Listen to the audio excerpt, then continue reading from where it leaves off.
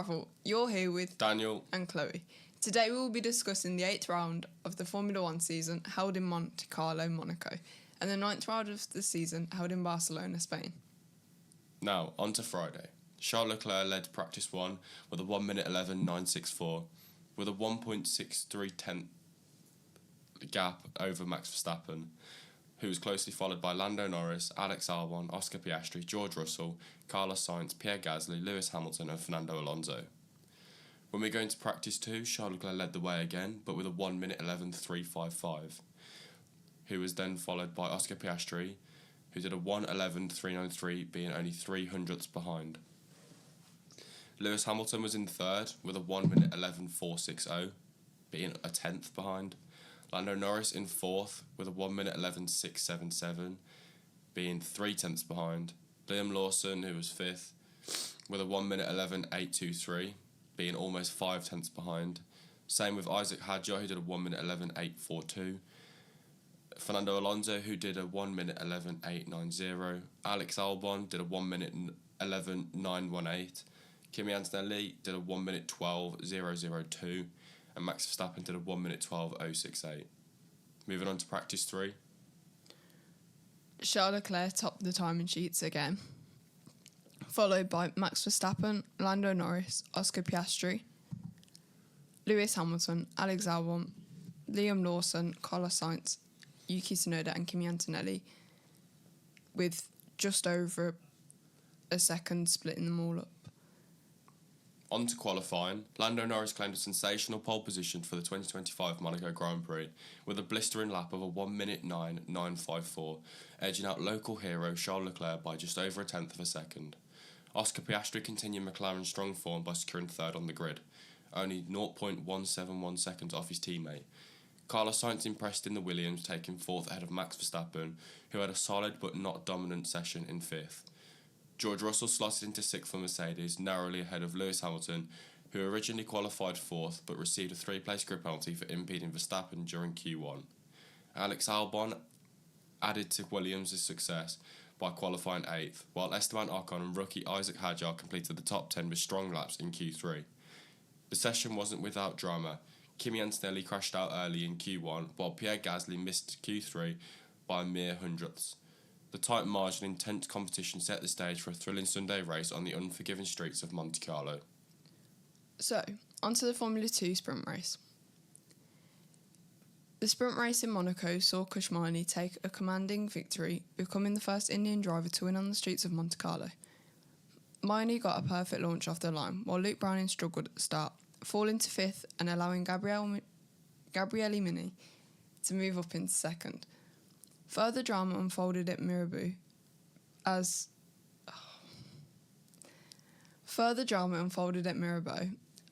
Arvid Lindblad attempted to move on Jack Crawford for third, resulting in contact that let Browning slip back into fourth. Lindblad, who emerged in third, was later handed a 10-second penalty for causing the collision. Mini applied constant pressure on Maini in the opening stages, staying within DRS range, but the leading pair quickly built a significant gap of over 8 seconds to Lindblad. The race was briefly neutralised on lap 12, following a safety car caused by Joshua Dirksen crashing out after contact with Oliver Goethe. Upon the restart, Maini managed to break free of Mini's DRS, while Lindblad came under renewed pressure from Browning. Meanwhile, Goethe received a 10-second penalty for contact with Victor Martins at La Rascas.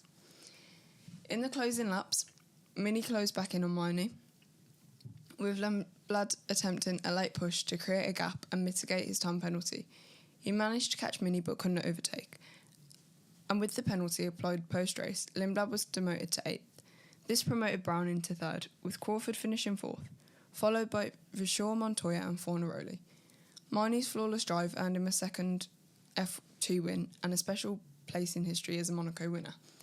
In the championship standings, Alexander Dunn retained the lead with 65 points, but Browning closed the gap to just 1 point with his podium finish. For sure, Fornaroli and Lindblad rounded out the top 5.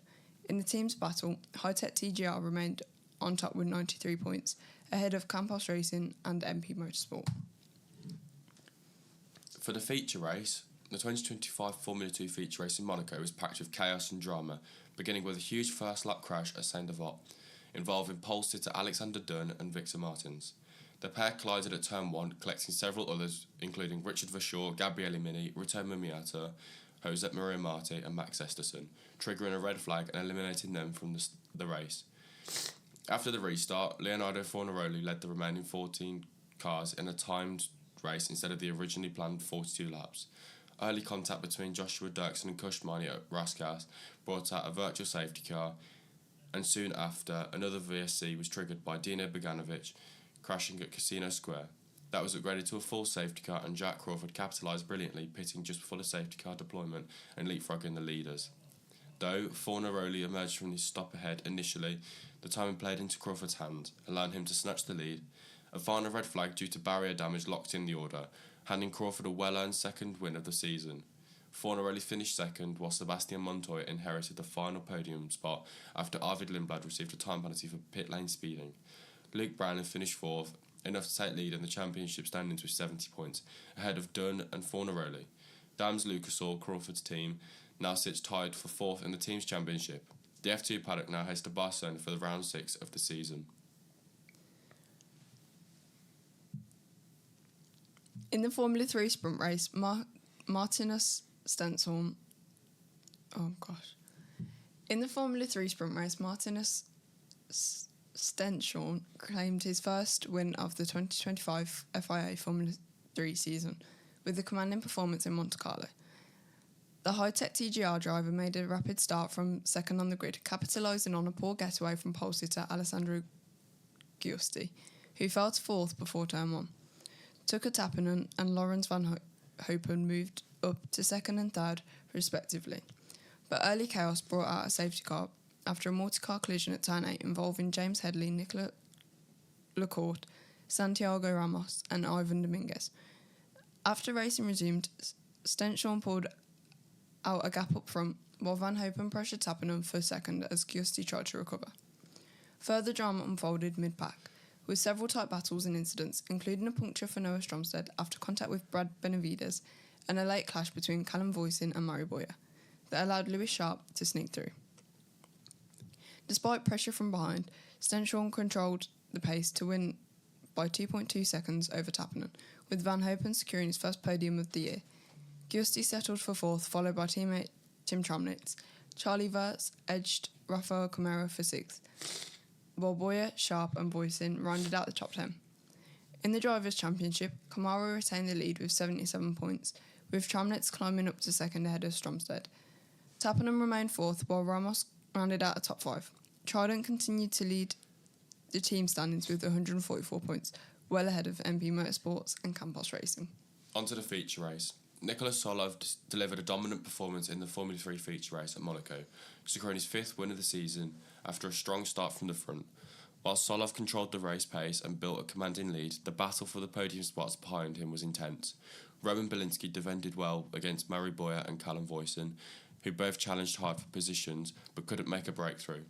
Tim Tramnitz also featured prominently, closing on a Voisin as the race progressed. The race saw multiple incidents that brought out the safety car twice. First, after Noel Leon crashed at Portier, and later due to a collision involving Brando Badoa. Trident drivers faced misfortune, with Charlie Verts retiring after hitting the barrier with a broken front wing, and Rafael Camara forced out after losing the wheel. Despite these setbacks, Belinsky finished second, and Boyer claimed his first podium of the season by holding off a late charge from Voisin. Tramnitz rounded out the top 5, with Van Hopen and Tappinen following, and strong point finishes from Stenson, Sharp and Giusti. In the championship standings, Rafael Camara retained the lead on 77 points, but Tim Tramnitz and Nikola Solov closed the gap, setting second and third, respectively. The team's battles remain led by Trident, though Campos Racing surged to second place thanks to Solov victory. MP Motorsport, Rodin Motorsport and ART Grand Prix round out the top 5, with a triple header concluding. Attention now shifts to the next race in Barcelona, where the championship fight promises to intensify.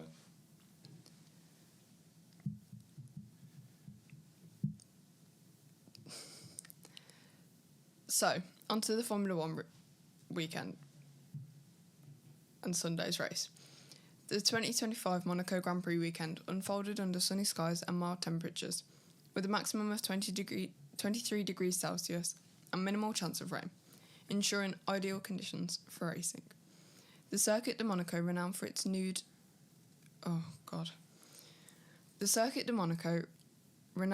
its narrow and unforgiving layout, remained unchanged, continuing to challenge drivers with its tight corners and limited overtaking opportunities. In qualifying, McLaren's Lando Norris secured pole position with a record-breaking lap of 1 minute 9 seconds, .954, narrowly edging out Ferrari's Charles Leclerc by just over a tenth of a second. McLaren's Oscar Piastri qualified third, setting up a promising front row lineup for the race. However, the grid was affected by penalties, with Lewis Hamilton receiving a 3-place grid drop for impeding Max Verstappen during qualifying, dropping him from 4th to 7th. At the race start, Norris maintained his lead into Saint-Devote, while Leclerc briefly challenged but was unable to overtake. The field navigated the opening laps cleanly, with the first major incident occurring on lap 9 when Alpine's Pierre Gasly collided with Red Bull's Yuki Tsunoda, resulting in Gasly losing his front right brake and continuing for approximately 500 metres before being stopped by rival mechanics in the pit lane. Overtaking remained a significant challenge at Monaco, with only 2 on-track passes occurring during the race. The top 4 positions, Norris, Leclerc, Piastri and Verstappen, remained unchanged throughout the 78-lap event. The introduction of a mandatory 2-stop strategy aimed to increase racing dynamics, but faced criticism for not achieving its intended effect. Teams like Williams and Racing Bulls employed tactics to manipulate the field, such as having one driver slowed down to allow a teammate to pit without losing position. This strategy led to frustration among drivers and teams, with Mercedes' George Russell receiving a drive-through penalty for cutting through the Nouvelle chicane after attempting to bypass slower traffic. A notable incident occurred when Gasly, after losing his front right brake, collided with Tsunoda, causing significant damage and forcing Gasly to continue without braking capability. He eventually stopped in the pit lane where rival mechanics assisted in halting his car. So, on to driver performances. Lando Norris at McLaren dominated the race from pole to finish, showcasing exceptional control and strategy to secure his first Monaco Grand Prix victory. Over at Ferrari, Charles Leclerc maintained a strong presence, finishing second at his home Grand Prix, though he expressed dissatisfaction with the lack of on-track overtaking opportunities. Oscar Piastri over at McLaren completed the podium in third, demonstrating consistency and solid racecraft. Max Verstappen with Red Bull, he faced challenges with tyre degradation and strategic decisions, leading to a 4th place finish. Over at Alpine with Pierre Gasly, he experienced a dramatic incident with brake failure, resulting in a crash and subsequent pit lane stoppage. For Mercedes' George Russell, he encountered difficulties with traffic and received a penalty for an overtake manoeuvre affecting his race outcome. The midfield teams, such as Racing Bulls and Aston Martin, engaged in close battles, with Racing Bulls' Isaac Hadjar and Liam Lawson achieving their best result of the season, finishing 6th and 8th respectively. On to team strategies and constructor stand-ins. McLaren's strategic decisions, including effective time management and pit stops, contributed to their success, with Norris and Piastri finishing 1st and 3rd. Ferrari's consistent performance secured 2nd place for Leclerc. Red Bull's Verstappen faced challenges with time management impacting his race outcome. In the Constructors' Championship, McLaren now extend their lead with 319 points, ahead of Mercedes, who are on 147, and Red Bull, who are on 143. The race sparked discussions on social media, with fans expressing mixed reactions to the mandatory 2-stop strategy. Some criticised the lack of on-track overtaking, while others appreciated the strategic elements introduced by the rule change. Memes and discussions circulated regarding the strategic manoeuvres by teams like Williams and Racing Bulls, with fans debating the ethics and impact of such tactics on the race's integrity. Alex Albon went out with George Russell and paid for his meal after everything that happened. Looking ahead, the Monaco Grand Prix results have significant implications for the upcoming Spanish Grand Prix in Barcelona. The Circuit de Barcelona Catalunya, known for its emphasis on aerodynamic performance, will provide teams an opportunity to showcase their capabilities in a different racing environment. Some key points to watch for are team performance.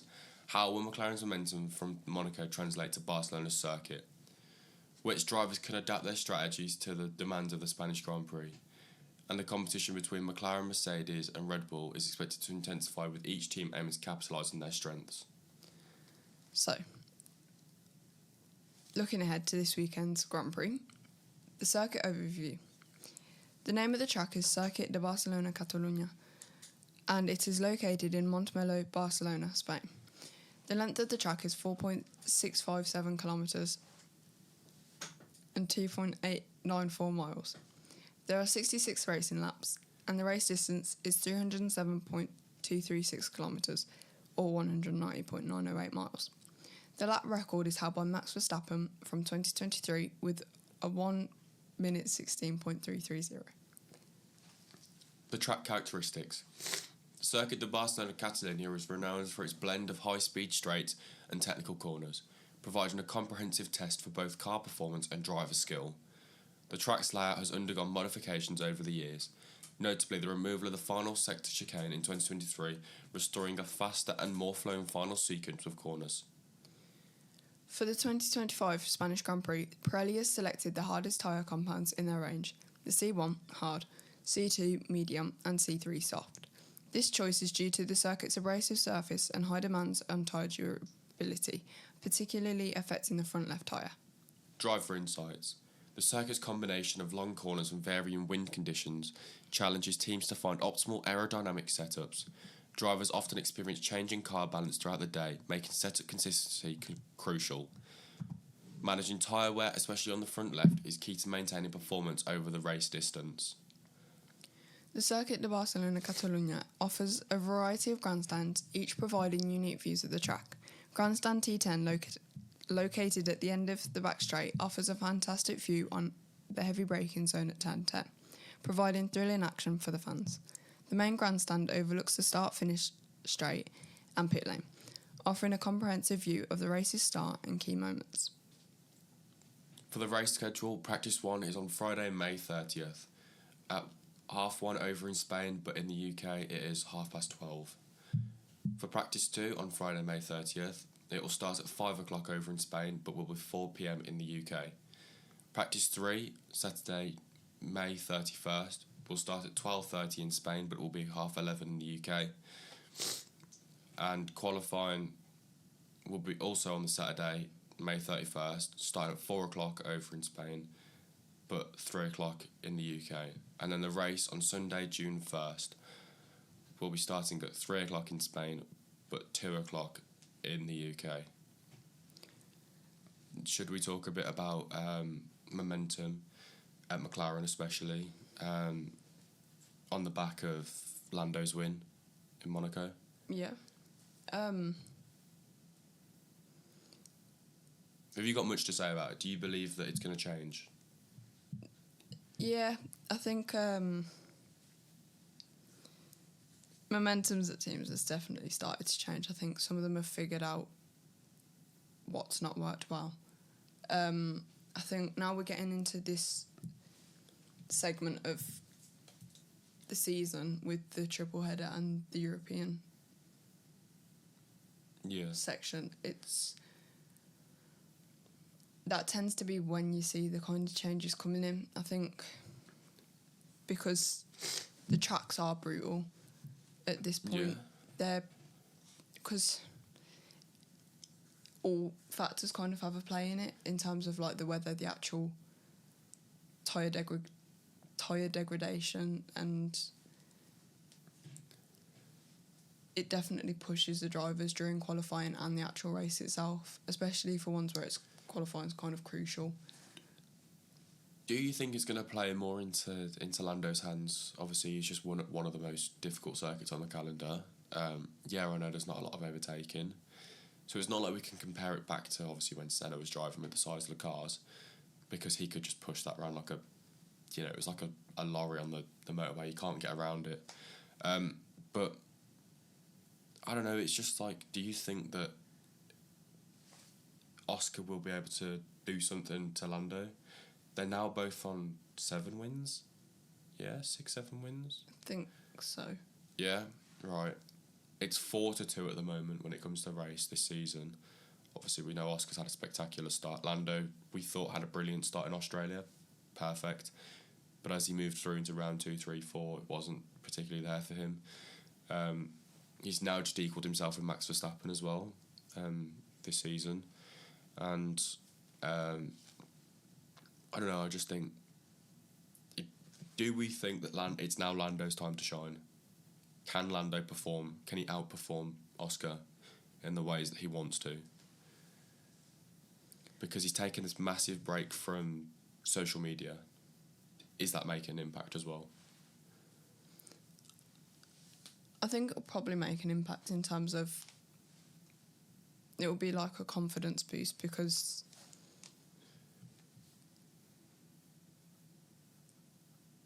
It will be like a break from any negative comments and stuff, and it'll be kind of a time for him to reconnect with himself and like find his confidence in himself instead of having to listen to like other people's opinions and things that people say. I think, I don't know, I think it's going to be quite a tight battle at McLaren. Just in terms of they've got two equally talented drivers. I think Lando strives to like push himself, and then Oscar's very calm and cool under pressure. But they're both very good at opportunity taking and that sort of stuff. But I do think that the momentum's properly coming through now. But I do also think that in terms of momentum, Aston Martin and Williams are good talking points because not race necessarily, but in qualifying sessions, they're very... Yeah. Aston Martin lately, more recently. Yeah. Williams have kind of, since the start of the season, shown a lot more promise than the past few years. But especially recent. But in my opinion, you could also throw in Isaac Hadjar. I think you could throw him into that selection with both Williams and Aston Martin. Obviously, Aston Martin's not had a brilliant race car. They've had great qualifyings, but not a brilliant race car to the point where, I mean, come on. We're seeing a two-time world champion who's, 44, and he's not been able to finish the race in a great position. He's still in 0 points, am I right? It's kind of been a thing that's at this point, hasn't it, of if he finishes the race, that's great, because they're having a bit of a struggle with a race car that will finish without issues. Same at Mercedes as well. They've had a bit of a odd one, because I think at the start of the year the momentum wasn't there, and then they kind of started to find that momentum of getting into race weekends, getting that good qualifying position, track overtaking, strategizing properly, tyre management, all that sort of stuff. And then more recently they've just gone a bit not race steady. Like qualifying, yet again, been amazing, but not necessarily in the races. So is it going to be like a season where we see qualifying being quite valuable? Because obviously we've just gone from Monaco, which the argument is qualifying the whole race. Yeah. Or you could potentially win the race on the Saturday rather than the Sunday. Yeah, but it's kind of like, I think this season's going to kind of be a bit like Monaco, where qualifying is very valuable for the teams, and we're going to see a lot of wins based off of qualifying, or a lot of podiums based off of qualifying, or points definitely coming from qualifying positions. Like, where drivers start, they're going to finish. Yeah. Should we move on to talking about McLaren and how people are expecting them to lose their lead from this weekend onwards? The FIA put a ruling in to do something with the wings and how they work, and people for some reason believe that it's just going to completely make McLaren go backwards. How do you feel about that? Do you think that's going to happen or not? I think it could happen, it's one of those where it definitely, there's a high probability of it happening. But I think at the same time, because we've known about this change coming in at this weekend since like the start of the season, so I think it would probably be quite a strange one to think that McLaren would go backwards, because you kind of hope that they'd have been planning it, or planning about what they were going to do since the start, or since like they found out. But it's one of them where if they haven't planned it properly, then it could backfire. But I think they would have done. I think they'd have planned it perfectly. But we will see this weekend. Yeah. Should we move on to predictions? Yeah. So I'm starting with Tim Tramnitz for F3 pole. See, now I've gone with Rafael Kamara. I think it's pretty obvious now at this point. There's only a few select drivers that are in that capability, I think. Yeah. Now it's one of those seasons, but yeah. What about your sprint race winner for F3? I've gone with Nicholas Olaf. Who have you gone with? Martinius Stenshorn.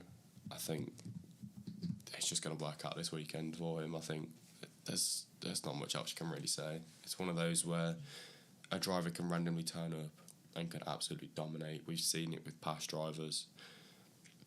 This is his time, I think. Yeah. But yeah. And my feature race winner, Rafael Kamara. See, I went with the exact same. I think just overall his race strategy, I think it's all just there for him. It's just, he knows what he's doing. Yeah, I agree. I think in F3 definitely you've kind of got your few consecutive winners, don't you? Like the consistent and some of them are really young and just making the ways through. So So for F2 pole, I've gone with Alex Dunn. So now I've gone with Richard Verschoor. He knows the track. He knows F2 well. He's been in F2 a couple of years, I'll be honest. I'm surprised he hasn't run out of funding. But yeah, I just believe that his experience will play a massive part. Because why not? I've gone with Alex Dunn because I think he's, I don't know, he's popped up quite a bit. Yeah. Especially after Bahrain. Bahrain was a bit sloppy. Yeah, but he's gone he'll pop up and be really good at one race, and then he kind of... He doesn't dip down so much, but he it's loses like a little bit. An on and off kind of thing of... Yeah. I get what you're saying. Sprint race winner, Jack Crawford. Yeah. See, now I've gone for Pepe Marti. I think there's not much more you can say about that, to be fair. Home winner. That'd be quite nice. I did think that about some of my predictions, to be fair. It'd be quite nice for some home winners, but... Yeah, for me, feature race will head Alex Dunn's way. Yeah. I've gone with Lindblad. Yeah, again, I think he kind of... A bit like Jack Crawford. With F2, they're kind of... Some of them pop up one weekend, then you get a whole new set another weekend, and it's kind of... It's nice to see, to be fair, because you get that kind of balance of seeing every driver bring something to the table. I know what you're saying, yeah. So for pole, I've gone with Alex Albon. It did cross my mind of putting Carlos Sainz yet again for the whole hope of a Spanish home win, but or Spanish pole. But see, I've gone with Lando Norris. I think I actually now think that the momentum's going his way, and I think this European leg is exactly what he needs to bring himself back into the championship fight. Track like Spain last year, pole position was perfect. His lap was fantastic. I think he can repeat it. But yeah, hopefully the same for the window, because I have picked him as my F1 winner, and I do hope that he can actually execute it to a win now instead of last year where he messed up. But True. How about you? I went for Oscar Piastri. I have a feeling that Oscar might... I don't know. He seems to be quite down though after Monaco. And I understand but it because it's like the Principality of Monaco. It's the highs, the crown jewels, whatnot. But it's just Monaco.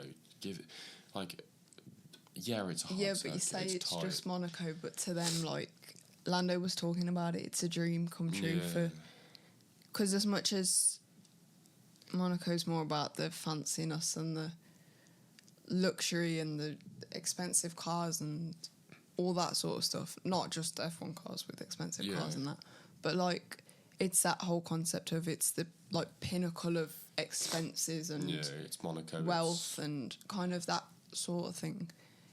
And I think it's one of those ones where it's kind of just been there for all the F1 drivers growing up, and but I think Oscar might get it because I don't know, I just have a feeling. I think they're going to tune into different parts of what they're good at, e.g.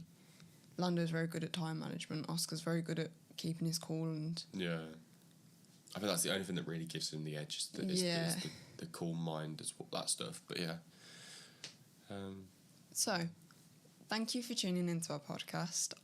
I've been Dan. And I've been Chloe, and this is Stuck in the Gravel.